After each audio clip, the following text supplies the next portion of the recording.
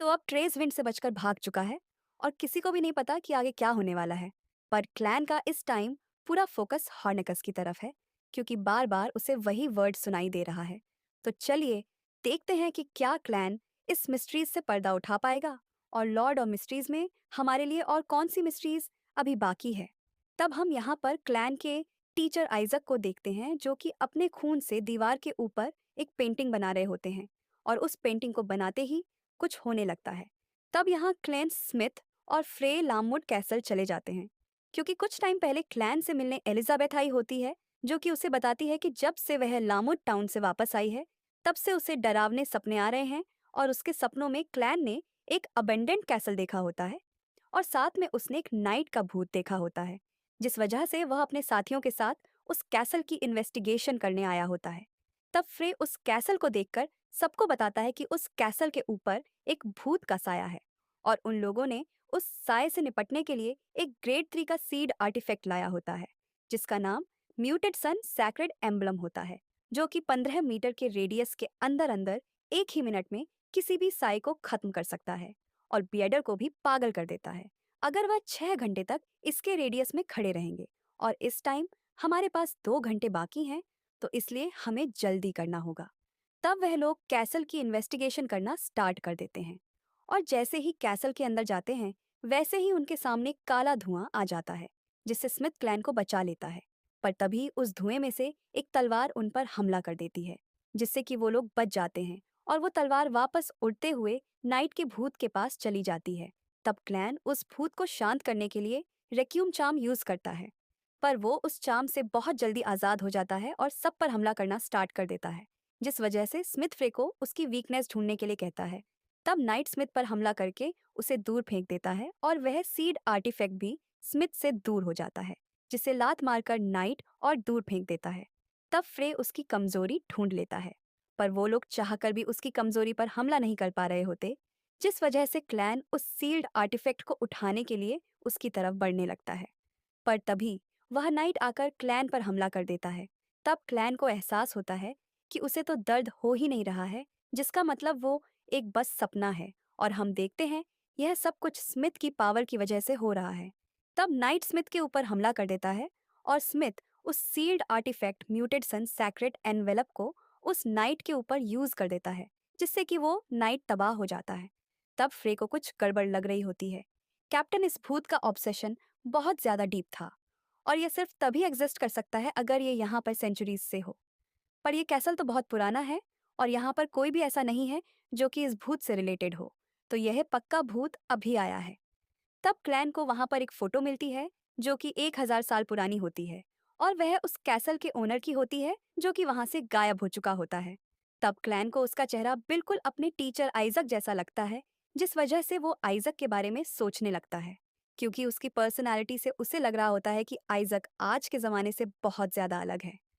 तब वो लोग कुछ टाइम और वहां पर इन्वेस्टिगेशन करने का डिसाइड करते हैं, ताकि उन्हें यकीन हो सके कि वहां पर सब कुछ ठीक है। और इसके लिए स्मिथ सभी को 2 घंटे में अपनी अपनी शिफ्ट रोटेट करने के लिए कहता है, और क्लैन को वो सीड आर्टिफैक्ट देकर फ्री के साथ कुछ टाइम आराम करने चला जाता है। तब क्लैन उस सीड आर्टिफैक्ट को देखने लगता है। यह सीड आर्टिफैक्ट स्पिरिचुअल मॉन्स्टर के सामने तो काफी अच्छे से काम करता है, और फाइल्स में कहा गया है कि यह आर्टिफैक्ट एंटिस से बिलोंग करता है और सन पाथवे के साथ रिलेटेड है। पर इसके ओरिजिन के बारे में किसी को भी नहीं पता। पर रुको जरा, अगर मैं ग्रे मिस्ट से इसे चेक करूंगा तो शायद मुझे इसके बारे में पता लग सकता है। तब क्लैन उस आर्टिफैक्ट को लेकर ग्रे मिस्ट के अंदर चला जाता है, जहां पर वो उस आर्टिफैक्ट के ऊपर डिविनेशन परफॉर्म करना स्टार्ट कर देता है, और वो वहां पर पहुंच जाता है जहां पर उस आर्टिफैक्ट का जन्म हुआ था। तब वहां पर एक बंदा एक चीज से उस आर्टिफैक्ट के अंदर ताकत भरता है, और खुद जलकर राख हो जाता है, जिस बारे में क्लैन को कुछ समझ नहीं आता। आखिरकार जिस चीज से यह आर्टिफैक्ट बनी है, वह है क्या? क्या यह किसी तरह का वियोनेडर का आइटम है?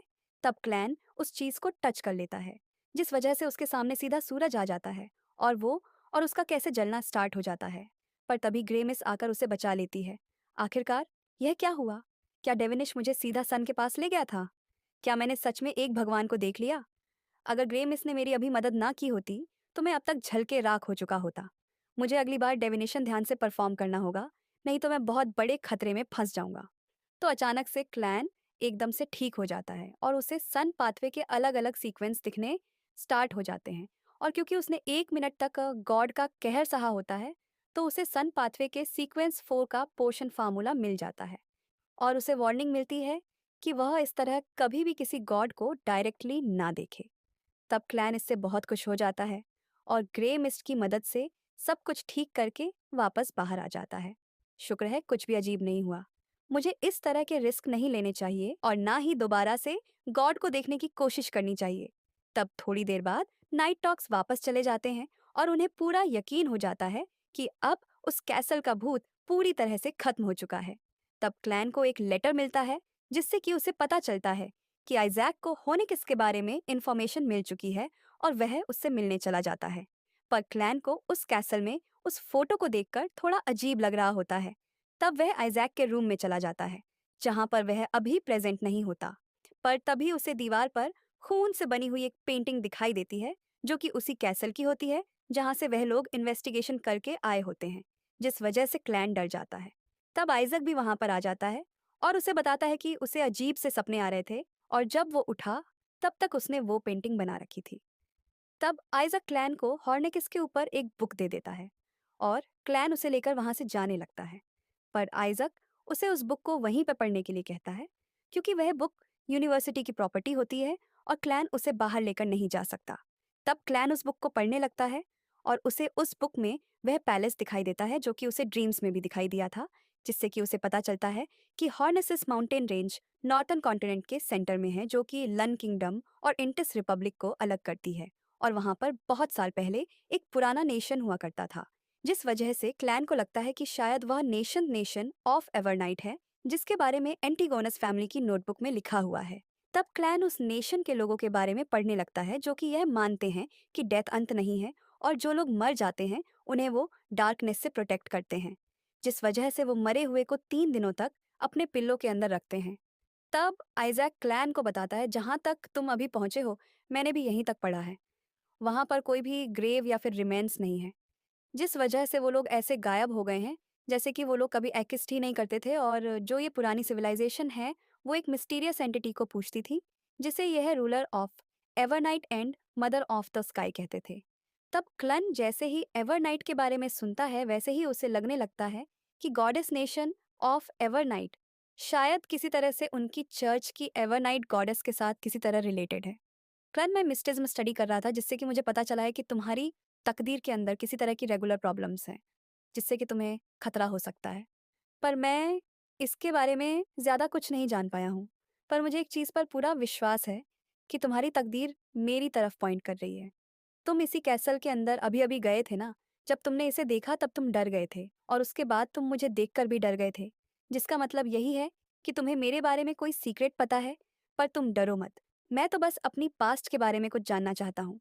तब वह लोग लेम कैसल चले जाते हैं और क्लैन आइजक को वहाँ पर इसलिए लाया होता है क्योंकि उसे अपनी डेफिनेशन से पता लगा होता है कि आइजक को वहाँ ले जाना सेफ है और अगर वो नाइट टॉक्स को इससे दूर रखेगा तो एक दिन आइजक उसे ज़रूर बचाएगा।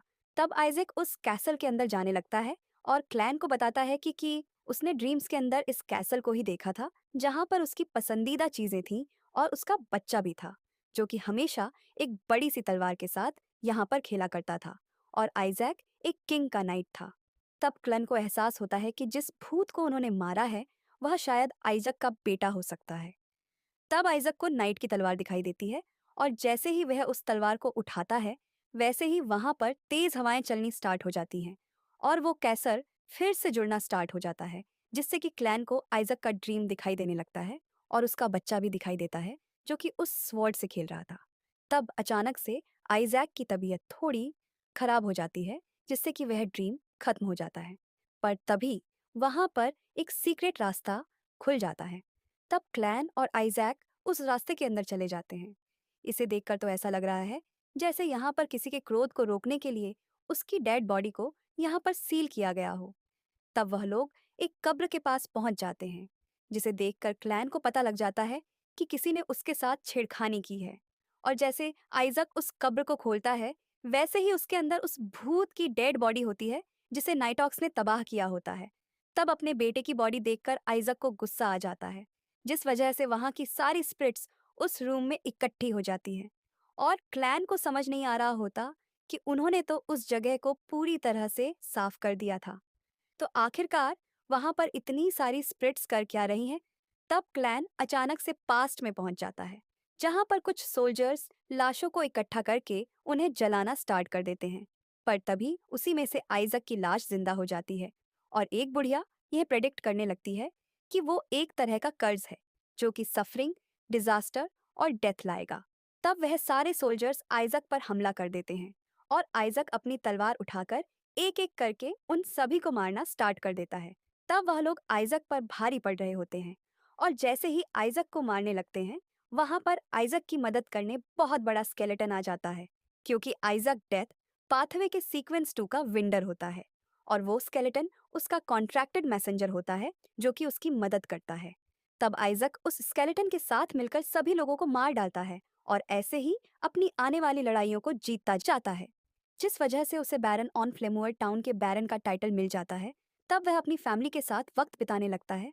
पर हम देखते हैं कुछ टाइम बाद उसके कर्ज की वजह से उसकी आर्मी मर चुकी होती है और उसकी बीवी भी मरने वाली होती है। तब गलती से आइजैक अपने बेटे पर हमला कर देता है, जिस वजह से उसे कुछ समझ नहीं आता और वो डिसाइड करता है कि अब वो उन्हें छोड़कर वहां से चला जाएगा, ताकि कभी भी उनके ऊपर कोई भी मुसीबत ना आए। तब हम यहाँ पर प्रेजेंट में पहुंच जाते हैं। तब क्लैन नाइट की बॉडी देखने आ जाता है। इसे तो किसी ने जिंदा ही यहाँ पर दफना दिया था। आखिर का इतना बुरा कौन हो सकता है? पर रुको, इसका तो स्कल ही गायब है। तब आइस को एहसास होता है कि उसके बेटे का सिर 3 महीने पहले ही गायब हो चुका है और वो यह डिसाइड करता है कि जिसने भी उसके बेटे का सिर चुराया है वो उसे बहुत बुरी मौत देगा।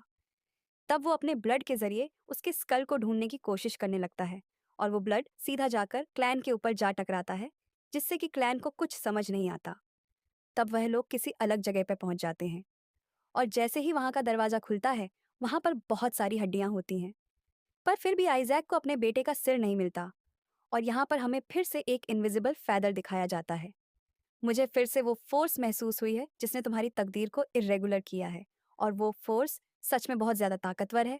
पर तुम चिंता मत करो, मैं इसका स्कल ढूंढ कर रहूंगा। तब आइजक अपने बेटे की लाश को दफना देता है। मिस्टर आइजक, क्या आपको अपनी पुरानी पास्ट लाइफ याद आ गई? नहीं, अभी तो सिर्फ कुछ यादों के टुकड़े ही वापस आए हैं। मुझे अपनी अलग अलग लाइफ्स याद आ रही हैं। कुछ टाइम पहले मैं बहुत गहरी नींद में था और जैसे ही मैं उठा, वैसे ही मैं सब कुछ भूल चुका था। पर मेरा नाम, बेसिक नॉलेज और आइडेंटिटी डॉक्यूमेंट मेरे पास अभी भी थे। और उसके बाद अब मुझे ऐसा सपना आया जैसे कि मैंने बहुत सारी ज़िंदगियाँ जी हैं जिसमें मैंने अंत में सबको छोटी पहुँचाई, और अब मुझे याद आ चुका है कि वह सपना नहीं बल्कि सच था। एक टाइम ऐसा आया जिस टाइम मेरे अंदर बहुत दर्द हुआ और मैंने डिसाइड किया कि मैं अकेले ही रहूँगा, और उसके बाद मेरे ध्यान ही नहीं रहा कि मेरी कितनी ज़िंदगियाँ पास हो चुकी हैं। शायद यह इस वजह से है क्योंकि मिस्टर आइजक डेथ के साथ रिलेटेड है, और शायद इनका यह अकेलापन लंबी जिंदगी का श्राप है। मेरी मेमोरीज को वापस लाने के लिए थैंक यू क्लैन। तुम्हें नहीं पता कि जिसका कोई पास नहीं होता वो सी में एक ऐसी शिप की तरह होता है जिसकी कोई डेस्टिनेशन नहीं होती। पर अब आखिरकार मुझे अपना रास्ता मिल चुका है। तब क्लैन को भी लगने लगता है कि वह किसी तरह आइजक की तरह ही है, क्योंकि इस दुनिया में वह भी अकेला है और उसे नहीं पता कि वो अपने माँ बाप के पास घर वापस कब जा पाएगा। पर इस टाइम उसके पास बेंसन और मेलिसा है, और चाहे वो क्लैन नहीं है, पर फिर भी वो उनके साथ खुशी के पल बिताना चाहता है ताकि वह अच्छी मेमोरीज बना सके। और गाइस, इसी के साथ ये एपिसोड खत्म हो जाता है। अब नेक्स्ट एपिसोड का लिंक आपके स्क्रीन पर आया होगा, पर क्लिक करके अगले एपिसोड को देख सकते हैं।